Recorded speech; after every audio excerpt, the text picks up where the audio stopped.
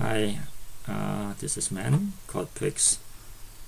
I shared another video about my understanding of photography last night in a different language, and then this morning I was looking at more YouTube videos about landscape, about post editing.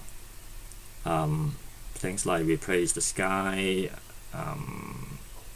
sort of standard pose you could do on Lightroom or on one. I use on one, ON1, and yeah, they're very much the same tool. Some have better AI masking, easier for you to outline your mask. I'm in IT also, been understanding how like the noise in on1 is doing pretty good job. That's the reason I use it. It claims to have some neural network stuff that would create the details out of denoising. Like the neural network might learn a lot about leaves and flowers, those grains and granularity, so when they do the noise they could fill in the blank a little. If the classifier think that's sand, that's the bark, that's the leaves, so yeah, that's good in the sense that it's filling in some blanks, making it a little better than the original in that sense. So it's not artistic, but it's more on helping. It's like a sharper lens. And the reason I put up this video is I was always thinking about like how computational photography feels in modern photography. Computational photography including the increasing use of pose, ever since Photoshop and now nonlinear even, and there are ways to create artificial light sources. There are a lot of ray tracing possible, and essentially you are like doing animation but on a 2D plane. And in the future to come, we will be seeing I guess more neural network stuff, where also called AI with big data, where there are more learning out of all these photographs out there on the web. You could train a classifier network, essentially being able to identify different categories of pictures, and the inferencing could also infer the details like what I've been seeing in denoising.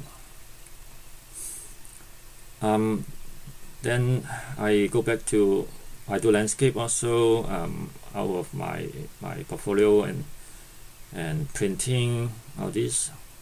I do very high resolution landscape. I also use my Mamiya as a medium format on film. Years ago, not too much lately because of the Sony A7R4 I have, which is alright with the 60 megapixel. Of course, I always look for more for a computational purpose in a sense. Okay, let me go back to my topic today. Is I myself, just for myself, I have a feeling that I have a question about these computational photography with respect to landscape. Again, I'm open-minded. I'm not saying we don't do this or we should do that, and that's not my concern. So let's go to this picture. I just want to point out my questions over what we are seeing nowadays as a phenomenon. These are a big picture I draw for myself about photography. Just try to rationalize a little of different elements when I try to reason out from other photographers and how they go through the process of their photography life. And there are, with respect to this topic of computational photography on landscape, I try to look at the original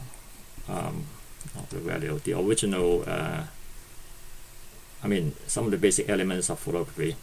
Photography compared with paintings, for example, or sketches, that it has it uses a technology, optics, and then film, or now CMOS. It has a time element in it.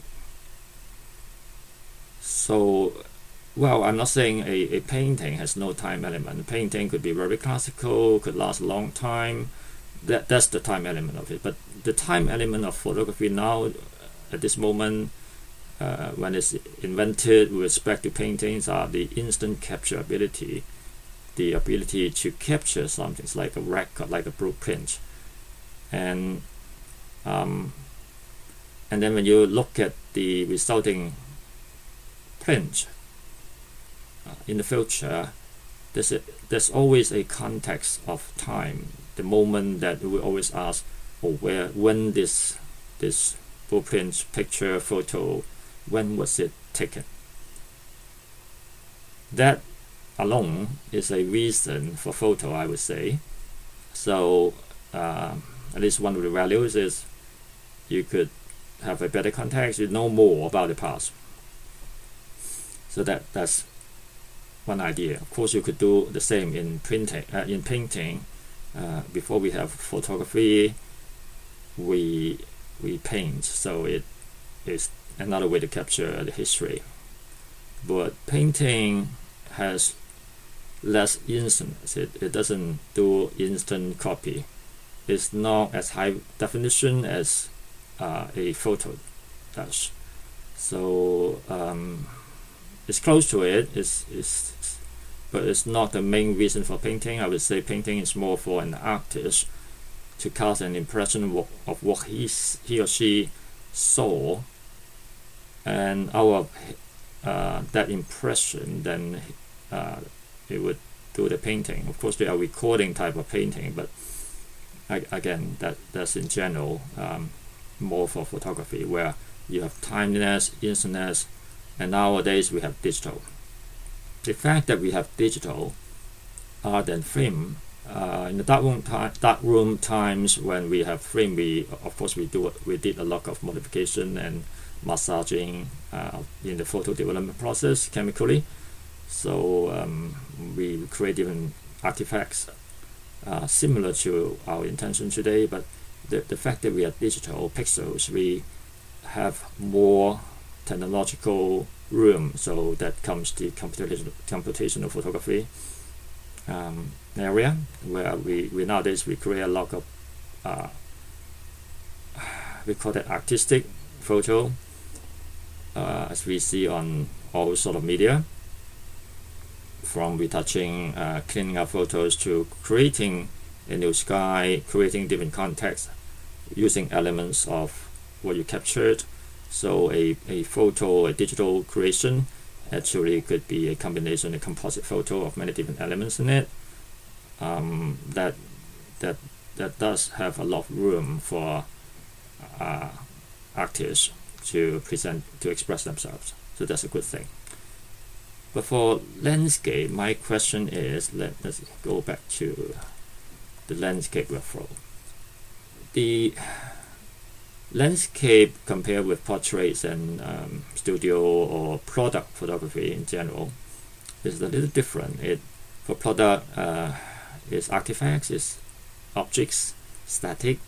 Portraits, human beings, faces are they are naturally created, God created, similar to landscape, but it is less dynamic in a sense. It's not like changing in a second. So for landscape workflow, we normally are talking about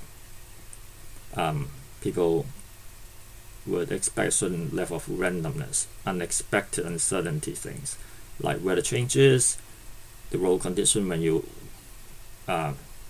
try to walk to that area where you discover your scene, your target subject.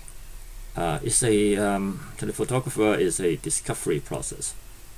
To the audience is the wow effect is like you try to immerse the future audience into what you feel, what you went through. Perhaps that's the idea of landscape, right? You wanna do it through a picture, a resulting picture where you bring your audience into the same kind of process that you went through. Of course, it's limited. It needs a lot of imagination for someone who try to understand your photo and imagine what you went through. Nowadays with YouTube, you could of course record how you make that photo, so people could have more bandwidth to understand how you create a picture, and that's a good thing. And then I call that testimony because you yourself went through it. You go through the process. You are witnessing this yourself with a direct experience. So you are in it, and then it casts a memory to you that you went through it. It's all in your neural network in your brain, and hopefully that would translate into a picture that would pass as a little blueprint of all these things into whoever have a chance to watch a photo. And that goes to that triangle here, where the audience, subject, which is your scenery, photographer, and resulting in a photo, all these elements are interacting, and there are certain timeliness, instantness, there's certain realness in it. It's like a reality in that moment, and then plus all this first-hand experience in it for that landscape thing. Talking about computational, I was thinking I would have a different workflow. I would try to collect different elements of my future composite photo. So some flowers here and there, some sky, some birds flying, some whatever, just different elements of my conceptual thought, like a little topic that I want to create. So I collect these elements here and there. They might not be related. It could be from inventory, from different time frame, different context, and then I get into my on-one or post or my computer, strong computing capability with all this AI, whatever, easy tool or difficult, doesn't matter, and use my artistic mind. Of course I need to, because it's human, right? It's creative, right? So I would be very artistic. I would try to create something out of these elements to deliver my imagination. It's an imagination process, isn't it? It's not real. Of course you understand it's not real in the natural Mother God's sense.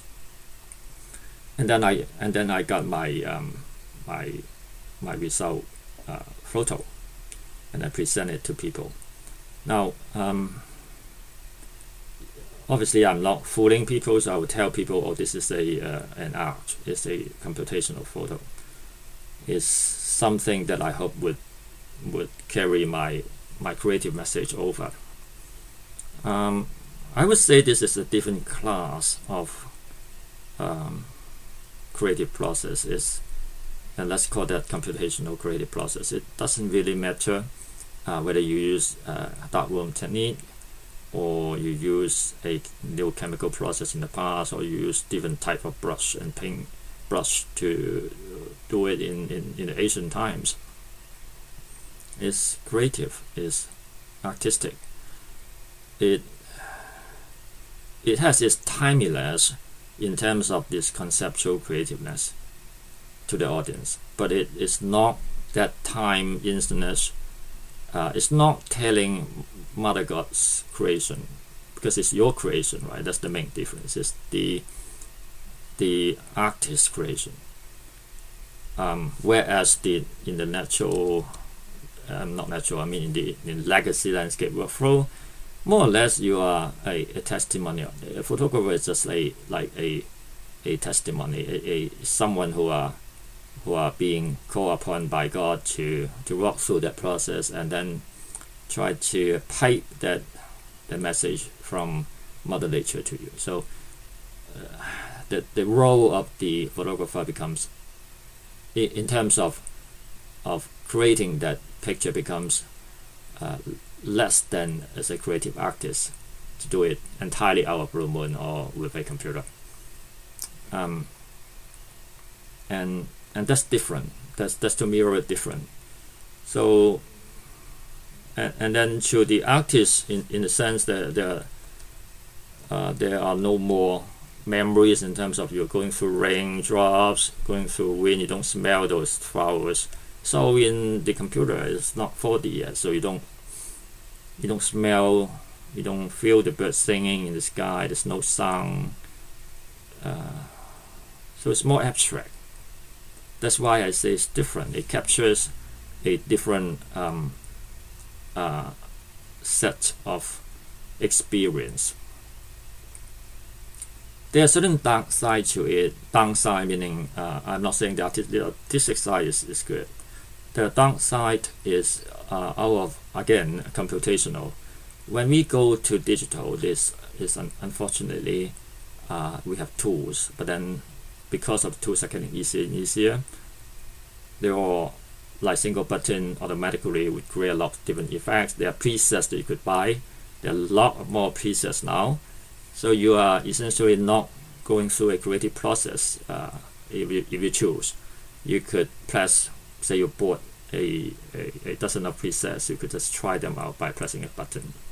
And then as soon as it gives you a visual effects that you like, then you would say that's good. Then you just post it.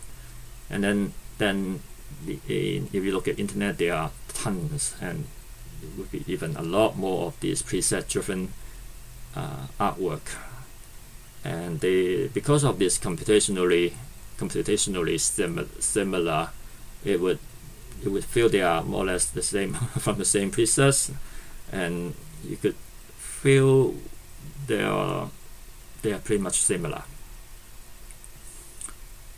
And with that, it also might train up the mass to feel that the landscape is like this.